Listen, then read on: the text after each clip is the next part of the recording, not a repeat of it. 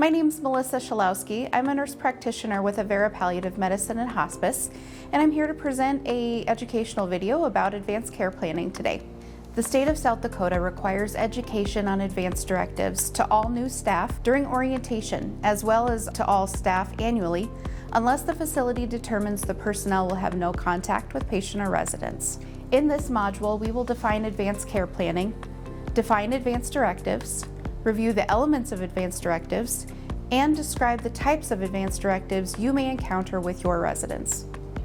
Each health journey is unique and will present choices that impact life and well-being in a variety of ways.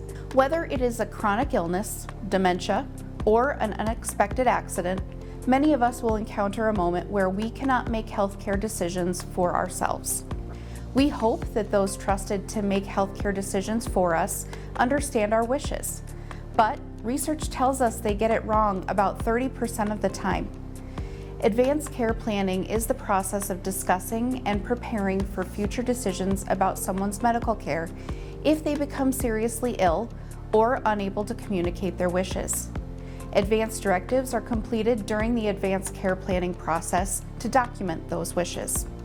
Advanced directives are documents that identify someone's preferences for healthcare decisions that may need to be made in the future due to changes in medical condition, injury, or if the individual is unable to make decisions for themselves. In short, advanced directives are instructions for medical care. Loved ones of medical teams use them to guide treatment if someone cannot communicate their wishes. Completion of advanced directives leads to improved patient satisfaction because care is aligned with their values and preferences. While having uncomfortable or sad conversations about end of life are sometimes hard, they help the individual identify their priorities and then communicate those wishes. Advanced directives come in many forms and can be as simple or as detailed as one wishes. The most common forms of advanced directives in South Dakota are a medical power of attorney, living will, comfort one, and medical order for scope of treatment, or MOST. These documents typically elect a healthcare proxy and determine preference on code status. A healthcare proxy is someone who is entrusted to make healthcare decisions on behalf of the individual if that person cannot speak for themselves. Other items may also be included, such as whether someone would want to be hospitalized or not, whether they would want a feeding tube for artificial hydration or nutrition, if they would want dialysis, whether they would want hospice care, and if they want organ or tissue donation. As you saw in the last slide, there are many elements that can be included in an advanced directive, but code status is often the first thing people think about. Code status reflects whether someone wants CPR or intubation at the time of natural death. That sounds simple, but there's much to consider with each option for code status. Full code reflects that all possible resuscitation measures will be attempted. This includes CPR, defibrillation, and intubation with mechanical ventilation. This means all other possible measures will be provided except CPR, defibrillation, and intubation with mechanical ventilation. DNR/DNI stands for do not resuscitate, do not intubate. Some people will elect variations of DNR/DNI, requesting DNR with intubation or CPR but no intubation. Comfort care reflects that curative treatments will be discontinued and all care is delivered with the intent to promote comfort. In the event of cardiac or respiratory arrest, natural death will be allowed to occur. Comfort care can be elected with or without the addition of hospice services. If someone does not have an advanced directive, code status will default to full code. The advanced directive documenting an individual's preferences becomes a powerful tool, which allows them to make decisions regarding their health, even when they cannot communicate their wishes. Let's take a look at how advanced directives are created. Advanced directives are not just for the elderly. A medical crisis can occur at any time and can leave someone unable to communicate their wishes. Advanced directives can be completed by any adult who is competent to make their own choices. Formal documentation of advanced directives can be completed by an individual, a healthcare team, or a lawyer. The type of advance directive will dictate if the document will need the signature of witnesses, a medical provider, or notarization. A lawyer is not required for completion of advance directives.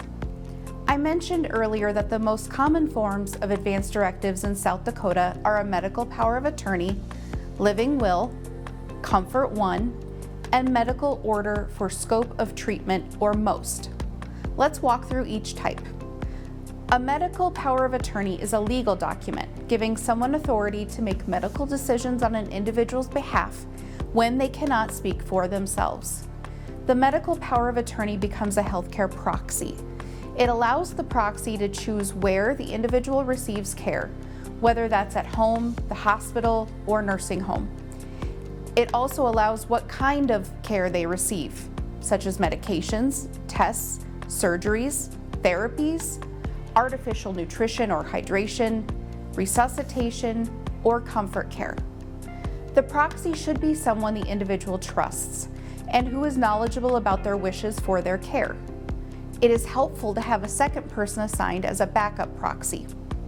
In most states, a healthcare proxy must be 18 or older and must be of sound mind.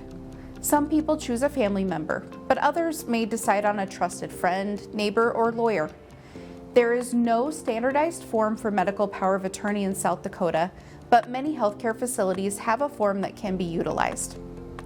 A medical power of attorney requires the signature of 2 adult witnesses or a notary in South Dakota. If a medical power of attorney has not been completed, the decision maker legally defaults to the next of kin in the state of South Dakota. This goes to spouse, then parent, adult children, etc. This is South Dakota's healthcare consent law. A living will is a document that explains what kind of care an individual does or does not want to have under specific conditions. It can be used as a guide for the healthcare team and loved ones when someone cannot speak for themselves. These documents often include preferences on CPR, treatment goals, whether that's full, selective, or comfort care, and artificial nutrition and hydration. A living will is a legal document and is valid unless it is revoked or changed. A living will requires the signature of 2 adult witnesses or a notary in South Dakota. A living will does not appoint a healthcare proxy. Patients will often have a medical power of attorney as a separate document. Comfort 1 is a medical order directing emergency medical services not to perform CPR in the event of a respiratory or cardiac arrest. EMS is obligated to perform life-saving measures unless they have a directive to withhold. Comfort 1 is a document specific to residents of South Dakota, though most states have a similar document. This order is completed by a physician, nurse practitioner, or a physician's assistant and signed by the patient. A proxy can sign if the patient lacks capacity to make medical decisions. Once completed, a copy should be displayed in the home, in the vehicle, and provided to healthcare providers. Some facilities display the form in resident rooms. The Comfort 1 form can be obtained by contacting the South Dakota Department of Health. There are order forms available for medical alert bracelets as well.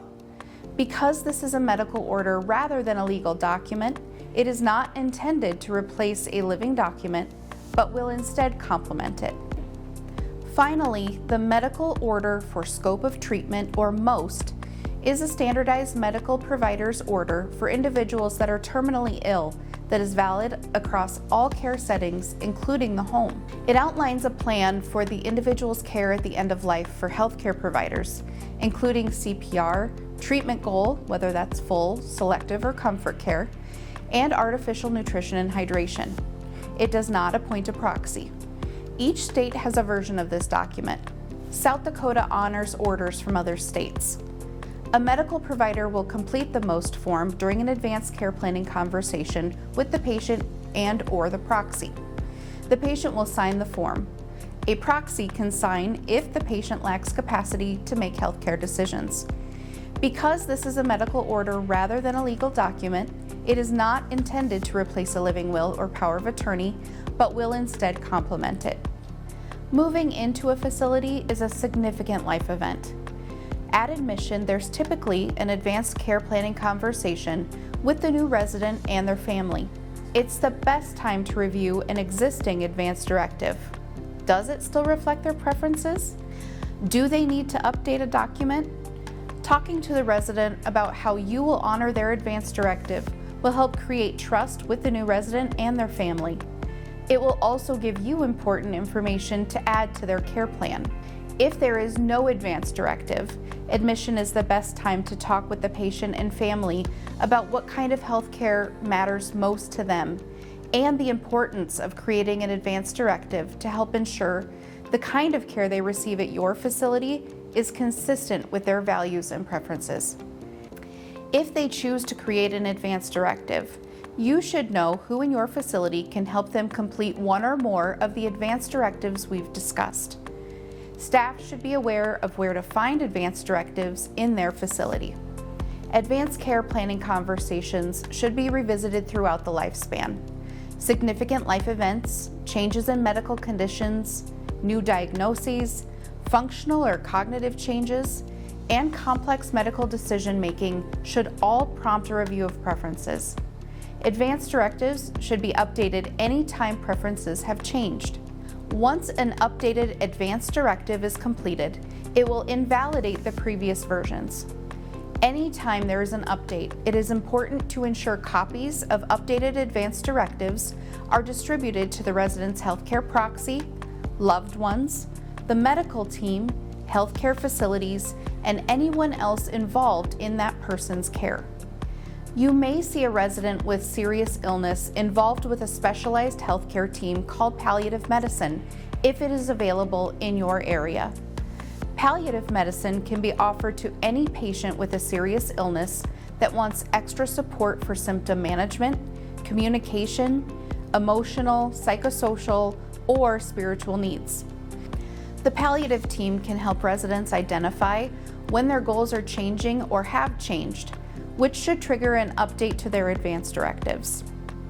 If the goal has changed to a focus of comfort rather than active treatment of a disease process, hospice may be a good fit for additional care and support. Hospice care is provided by a specialized healthcare team and typically offered to patients with a terminal illness with less than 6 months to live. In addition to the services provided by the palliative team, they provide emotional support to patients' loved ones after death has occurred. The care a resident receives should always be based on what matters most to them, and advance directives will help document just that.